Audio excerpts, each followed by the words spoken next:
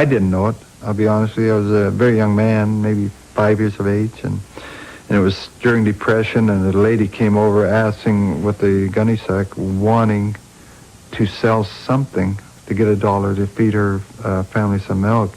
And what happened to be in there, and I guess it was a return of kindness, because my mother gave the lady $1 when she dumped the gunny sack out. There's a pair of skates in there. They were too big and probably little used, but it's the first ones I ever saw, and my whole shoe went in them. But I went out, my sister put on one, I put on the other, and we went out pushing ourselves around one-legged next door, because every vacant lot was a potential ice rink. So we were skating on the back. My sister got cold, went in, took it off. I put it on. She never saw it again, because I fell in love with the game, period, right then. Gordie Howe played with some of the all-time greats during his career, but the 1954 Red Wing squad was something very special. Ted Lindsay, number 7, Howe's left wing, was only 5'8", but he held the league's assist record. He was smart, competitive, yes he was, talented, yes. I think besides being fair and hard-working, he was a very honest hockey player in a way that if somebody's in a better position, and he was, even though he had a shot on net, you'd get the puck. Alex Del Vecchio brings it up. Alex was the wing center and always at the center of the action. As far as I was concerned, Alex, who I played probably more hockey with than anybody in the whole league, including Ted Lindsay, was almost like a right hand to me as far as getting the puck to you.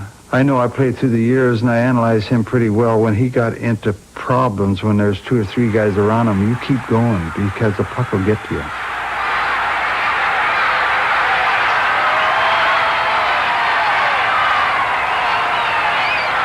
In Alex's case, the fact that he drew 2 people or 3 people to him, which indicate that somebody's open. So as a right winger, all I have to do is head for a hole in the general direction, which I thought he could get the puck to in a certain area. And sure enough, he'd pick you up and get it to you.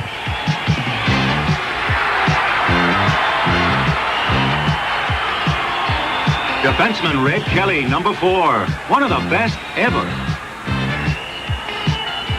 Red could do it all.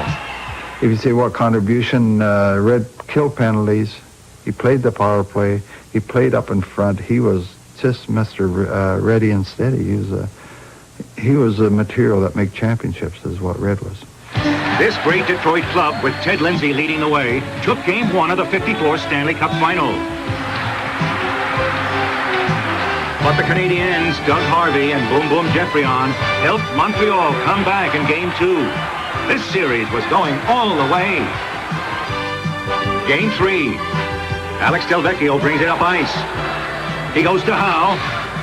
Gordie gives it back. Score! Del Vecchio again. He passes to Howe, and Gordie slams it home. The Wings take 2 straight. But the Canadiens then take 2, and it all comes down to Game 7. Montreal's Floyd Curry beats Terry Sawchuk to open the scoring. Second period. Gordie Howe goes to Del Vecchio. To Ted Lindsay. To Red Kelly. Score! But Game 7 is destined for sudden death. Montreal clears it from the corner, but Tony Leswick gets it. One shot, and the Red Wings win it all. Well, I was sitting on the bench, and for some unknown reason, I just felt it coming. I said, this is it, and little Tony Leswick winds up and shoots the puck. Doug Harvey was one, took a swat at it. It was so slow. It wasn't moving that fast, but when he went to grab at it, he just deflected and changed its directions a little bit. That went up over the shoulder of the goaltender, and it was a winning goal, overtime goal. I guess if there's any man to score it, that was the guy to score it, because you expect your goal scorers with the 40-goal yearman to come out with a big goal. But here comes this pestery little guy, and he winds up and shoots a puck, and he becomes a hero for that moment. 2 decades later, Gordie Howe would share more magic moments with 2 special teammates. His sons.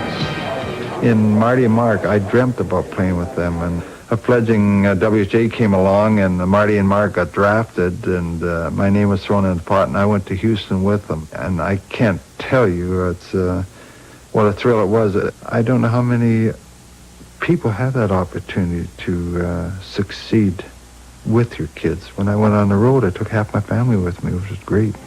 Gordie Howe in 1974 with another youngster, a promising 12-year-old Wayne Gretzky. When Wayne breaks the record, I'll be there, first one in line to shake the kid's hand.